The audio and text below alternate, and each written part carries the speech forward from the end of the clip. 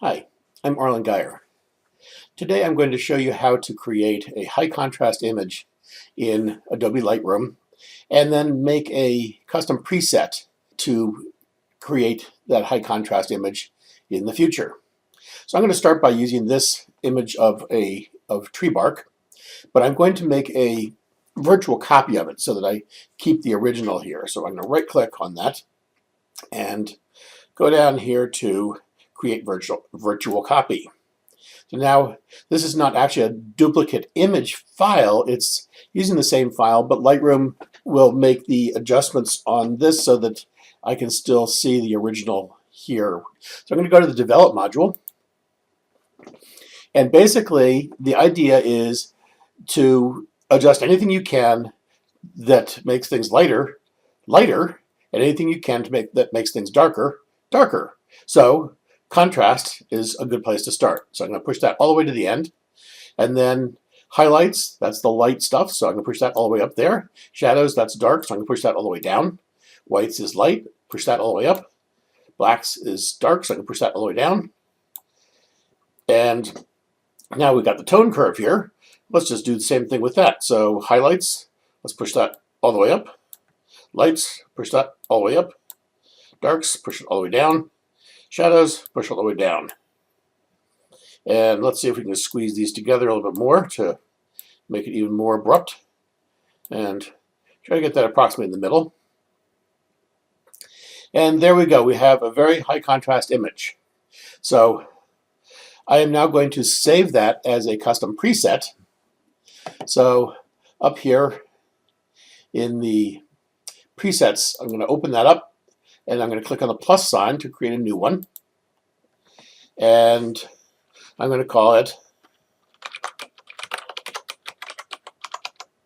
high contrast because that's what it is.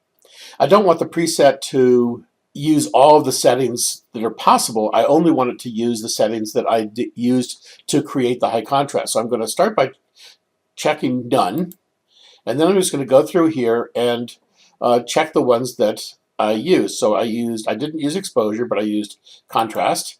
I used highlights, shadows, white, and black, and I used the tone curve. And those are the only things I used to create this.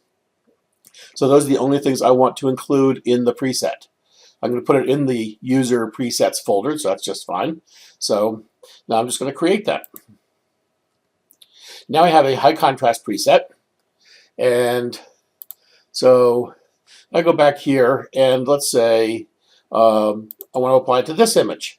So I'll go to the Develop module, and now instead of making all those adjustments, I can just come over here to my presets and find user presets and high contrast, and boom, there it is. Now, one thing that's nice about this is I can, over here, if I want to change what the division is between white and black, I can use the exposure adjustment to do that. So if I want to make more dark than light, I can just push the exposure down, and my lights stay light. I preserve the high contrast. I'm just changing the point at which it changes from black to white. If I don't want any kind of color in there, of course, I can convert this to black and white. So the high contrast aspect is done with the preset, and then I can make other adjustments as I like. I can even play with saturating that color even more. So let's just increase the saturation all the way up, and the vibrance.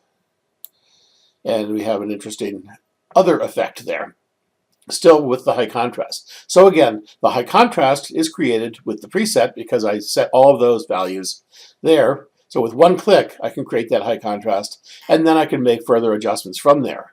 And those further adjustments are not part of that preset. Those, I don't have to use those in creating other ones. So let's just look at one more. Let's try this one.